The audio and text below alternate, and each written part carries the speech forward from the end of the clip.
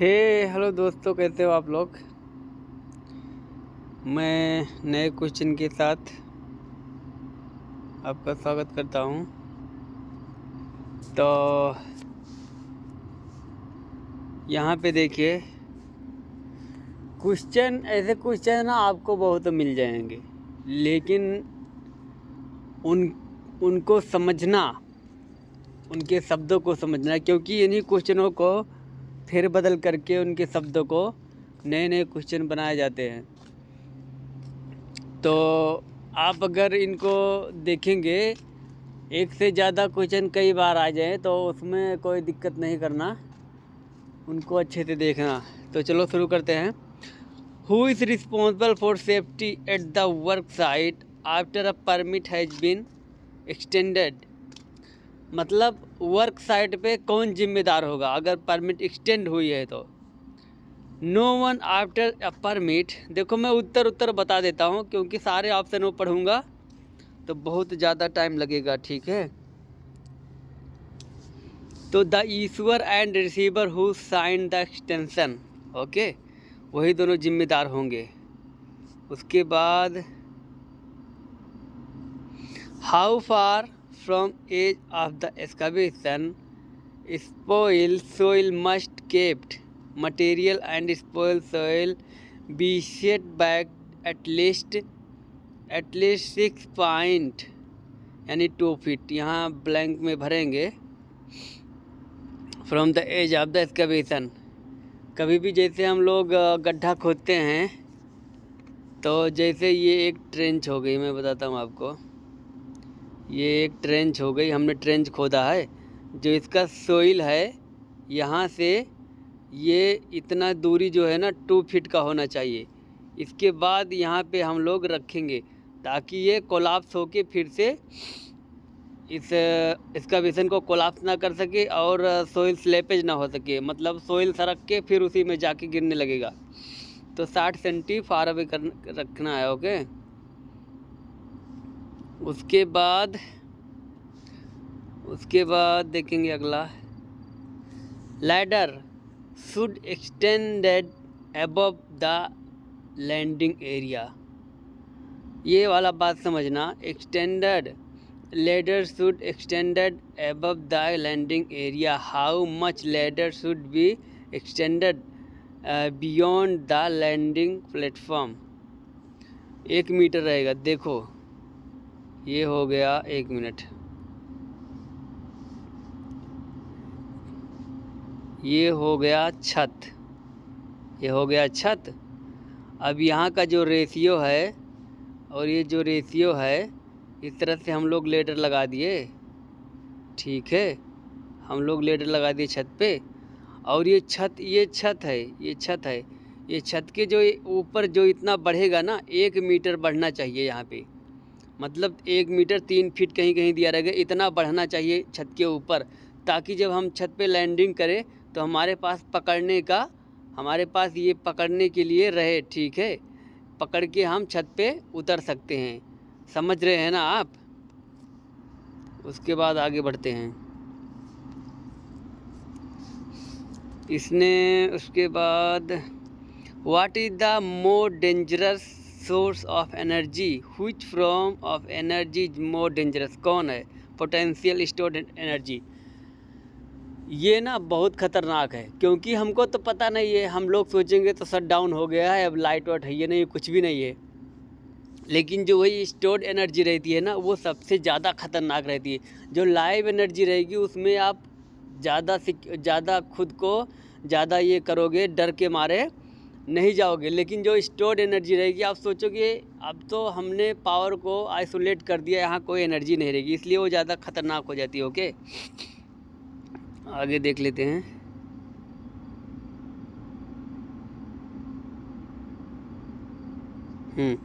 इसमें 2 क्वेश्चन है। पहला है the issuer must stop work if, कब वो स्टॉप कर सकता है। The job site was found to be unsafe, अगर उसको सी वाला आंसर रहेगा इसमें, ओके। उसके बाद यहाँ सी वाला आंसर, ओके।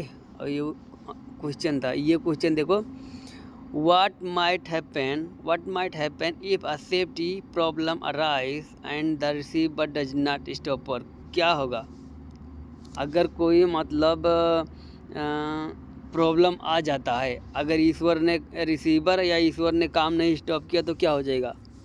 अ फायर इंजरी और एक्सीडेंट हो सकता है। ओके,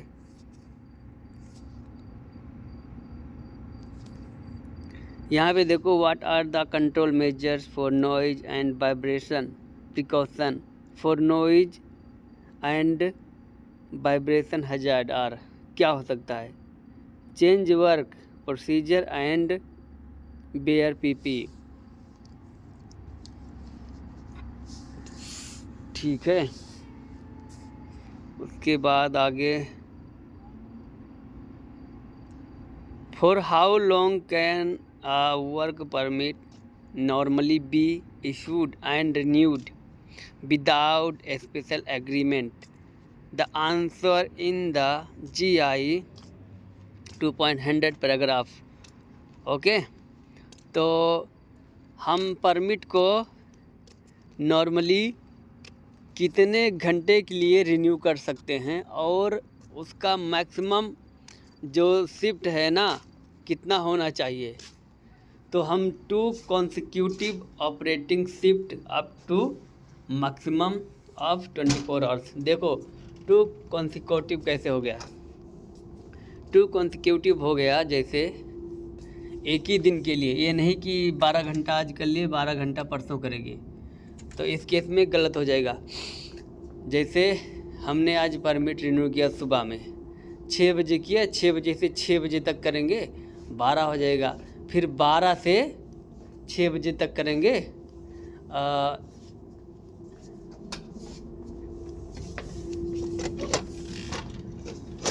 6 से 6 बजे तक 12 हो जाएगा। फिर 12 से 12 बजे तक ये 2 घंटा, मतलब अगर आपका काम बहुत ज़रूरी है तो इस कंडीशन में इतना लंबा होता है, अदरवाइज इतना घंटा का परमिट मिलता नहीं है। ठीक है, 8-8 घंटे का शिफ्ट देता है बस साइड पे। ठीक है, अगर अर्जेंट काम है तो इस केस में आपको इस तरह से परमिट मिल सकता है। लेकिन 2 कॉन्सिक्यूटिव शिफ्ट जो होगा ना लगातार होगा, ये नहीं कि 12 घंटा आज करेंगे वही परमिट 12 घंटा कल करेंगे, नहीं, ऐसा नहीं हो सकता है। उसके बाद what is the purpose of using full body harness and lanyard? Why full body harness is use? क्यों यूज करते हैं हम? To arrest a fall, to protect from falling, हमको गिरने से बचाने के लिए। ठीक है, the receiver must stop, same question लगता है आ गया, नहीं अलग है। The receiver must stop work if the work site become unsafe. अगर मान लो कोई अपना मनमानी कर रहा है साइट पे और गलत काम कर रहा है, कोई भी, जैसे परमिट, जिसका परमिट नहीं वो भी काम कर रहा है, तो उसको स्टॉप कर सकता है। ठीक है, वही ये क्वेश्चन है और ये आंसर है। इसके बाद ये क्वेश्चन है और ये आंसर है। What would be a good example of when the receiver must stop work? He hear an emergency alarm. उसने कोई emergency alarm सुना है और इसलिए उसने काम को बंद कर दिया, स्टॉप करा दिया, सबको असेंबली पॉइंट में भेज दिया। ओके, उसके बाद blinding isolation method is not approved for confined space entry। ये बिल्कुल सरासर गलत है, यही तो सबसे सेफ है। ब्लाइंडिंग एंड डिस्कनेक्टिंग सबसे सेफ है और इसी को बोल रहा है ये अप्रूव नहीं है, इसने गलत कहा है। ओके, उसके बाद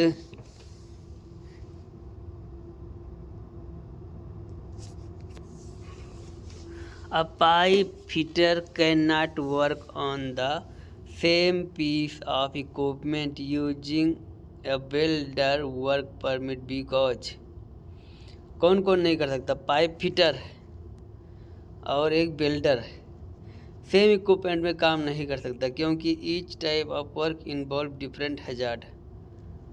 ठीक है, हर अलग अलग तरह के जो ये होते हैं सबका अलग अलग हैजार्ड होता है। ओके, उसके बाद what must be checked in crane inspection? What are the two important points to be checked in crane inspection? के टाइम पे क्या क्या चेक करोगे आप? सबसे पहले आप इंस्पेक्शन स्टिकर चेक करोगे जिसे हम थर्ड पार्टी भी बोलते हैं।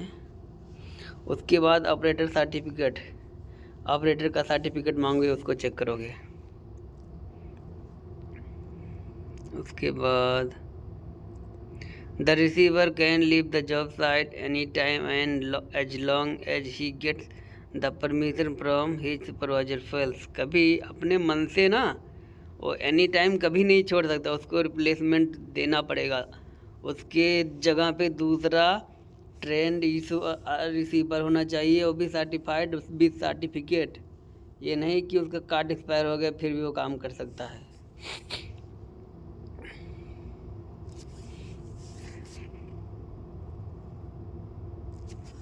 What is the purpose of using full body harness? ये हो गया है।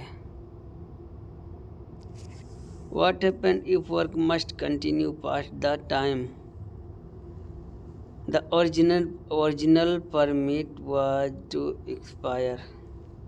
Extend the permit or issue a new one? देखो, जब हम लोग साइट पे परमिट लेते हैं, एक परमिट जो होता है ना, जब 12 घंटे का हो जाता है या 8 घंटे का हो जाता है, जब शिफ्ट ख़त्म हो जाएगी, या तो हम उसको क्लोज करेंगे और नया इशू करेंगे या फिर उसी को हम लोग रिन्यू कर लेंगे। Okay,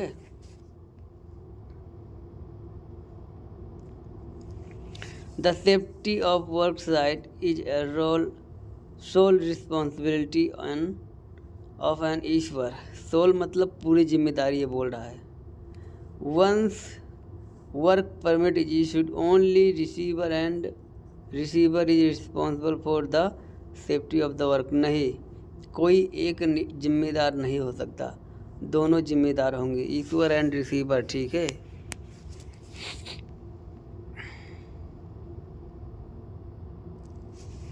if a work permit is not issued for during an emergency, what must be done to do the work? क्या करेंगे? all safety precaution must be taken. किस पे?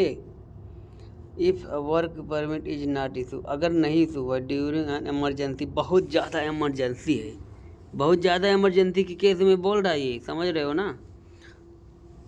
उस टाइम पे आपको काम करना है। all safety precaution must be taken, सब सेफ्टी प्रिकॉशन होना चाहिए। Okay,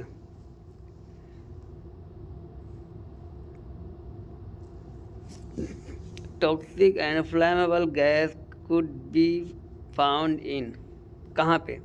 where toxic and flammable gas can be found, कहाँ पे?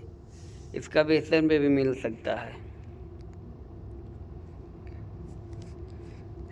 और भी ऑप्शन होने चाहिए लेकिन इसका वेसन ही इसने दिया है। Okay,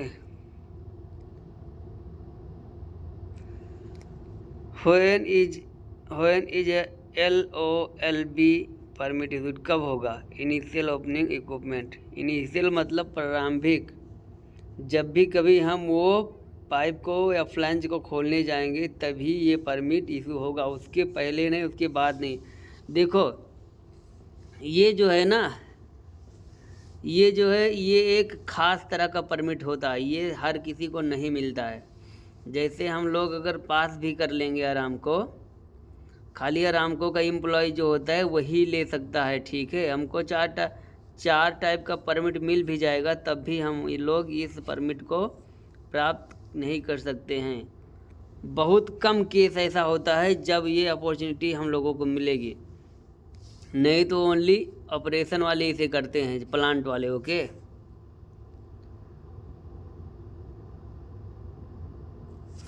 A designated representative DR मतलब DR का मतलब होता है designated representative can conduct joint site inspection and sign the hazard analysis checklist. Yes true. अच्छा, डिसिग्नेटेड रिप्रेजेंटेटिव कौन है? डिसिग्नेटेड रिप्रेजेंटेटिव जो होता है मतलब वही ईश्वर है, समझ रहे हो? ईश्वर ही है।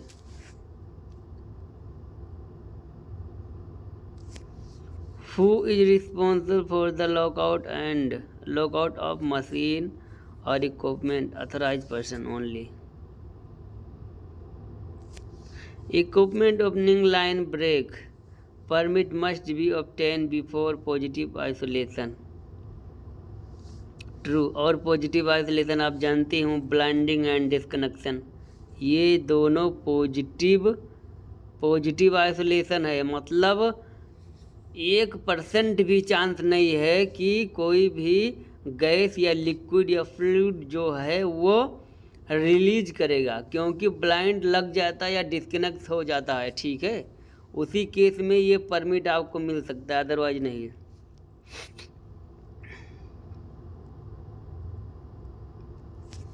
Who must sign a permit मतलब issued for up to 30 days, कौन कर सकता है? Operation and maintenance division head.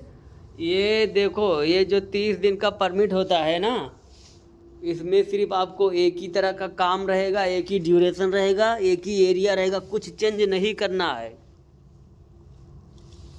अगर जैसे ही आप कुछ बदलाव करोगे ना, ये परमिट कैंसिल हो जाएगा, समझ रहे हो? ना एरिया चेंज हो जाएगा, होना करना पड़ेगा, ना एक्टिविटी, ना लोकेशन, ना कोई हथियार औजार, ठीक है।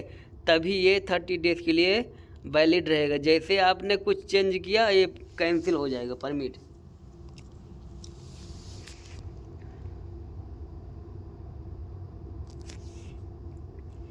In Saudi Aramco most incident occurred because of not following the reason of most incident. ज़्यादा एक्सीडेंट क्यों होता है in Saudi Aramco? In non compliance of, किस लिए? Rules and procedure. पता है बहुत सारे सऊदी ही, जैसे सऊदी क्या, जो अपने साइड पे खुद को मुदीर समझते हैं, वो लोग कुछ देर के लिए बोलेंगे अरे मैं मुदीर हूँ, मैं हेलमेट नहीं लगाऊंगा, और बिना हेलमेट लगाए काम वाले एरिया में चले जाएंगे, कुछ गिरेगा या स्लिप ट्रिप हो जाएगा। यही मेन रीजन है सऊदी अरबिया में जिससे एक्सीडेंट होता है। Okay,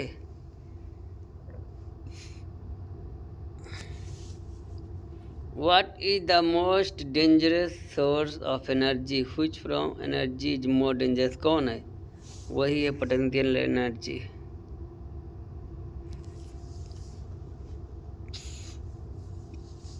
Who must sign the work permit to close it?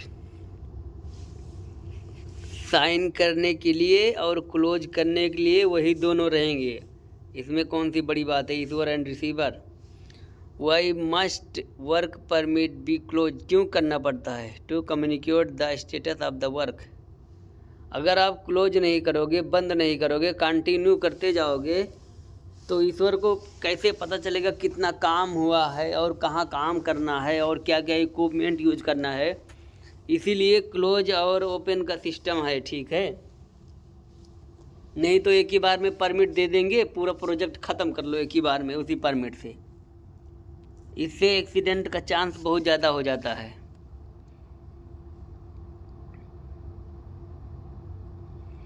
What is the purpose of purging equipment? Why are equipment purged? Equipment and pipeline are purged too. किस लिए? ABC, इसमें तीनों रहेगा। पहला ए है मेकिंग इनसाइड स्पेस इनर्ट, मतलब clean करना है। दूसरा है removing content and an equipment by replacing it with another gas और liquid.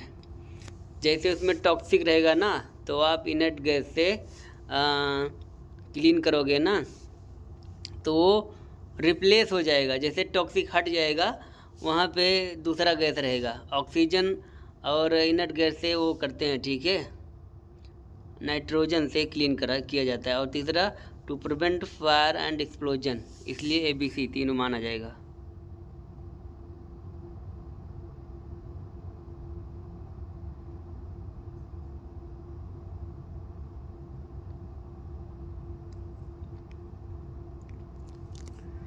Which space will be considered as a confined space? What is the confined space? Structure space not designed for human occupancy. मतलब इंसानों के लिए नहीं बनाया गया, इंसानों के रहने के लिए नहीं बनाया गया, उसी को हम कन्फाइंड स्पेस बोलते हैं। और एनी कोई गड्ढा हो गया डीपर देन 1.2 से, वो भी कन्फाइंड स्पेस माना जाएगा। टैंक हो गया, बिस्सल हो गया, बहुत सारे एग्जाम्पल है ओके कन्फाइंड स्पेस के। ए कोल्ड वर्क परमिट, यहाँ ब्लैंक में भरोगे। A cold work permit should be used for creation of scaffold. समझ रहे हैं ना, खाली कोल्ड वर्क किस हाल में ले सकते हो, जहाँ भी कोई इग्निशन सोर्स नहीं है वहाँ पे कोल्ड वर्क ही लगेगा, हॉट वर्क नहीं चाहिए। अब एग्जाम्पल देख लो, गड्ढा खोद रहे हो मैनुअल, वो भी कोई हिल्टी नहीं, कोई जखैमर नहीं, ये सब यूज नहीं कर रहे हो। स्कैफोल्डिंग इरेक्शन कर रहे हो, पेंटिंग कर रहे हो, लेकिन कौन सा, वो भी पेंटिंग कर रहे हो, वो भी ब्रश वाला। स्प्रे पेंटिंग करोगे तो हॉट वर्क परमिट माना जाएगा उसको। ऐसे बहुत सारे एग्जाम्पल हैं कोल्ड वर्क के, ठीक है। बस इतना जान लो, जहाँ इग्निशन सोर्स का इस्तेमाल नहीं हो रहा है। इग्निशन सोर्स ये नहीं कि खाली आप वेल्डिंग करोगे तभी इग्निशन सोर्स होगा। मान लो आप जनरेटर यूज कर रहे हो, कुछ भी यूज कर रहे हो जिसमें स्पार्क आने का खतरा है, वो हॉट वर्क माना जाएगा। Which type of work permit is required for scaffold erection? Cold work permit.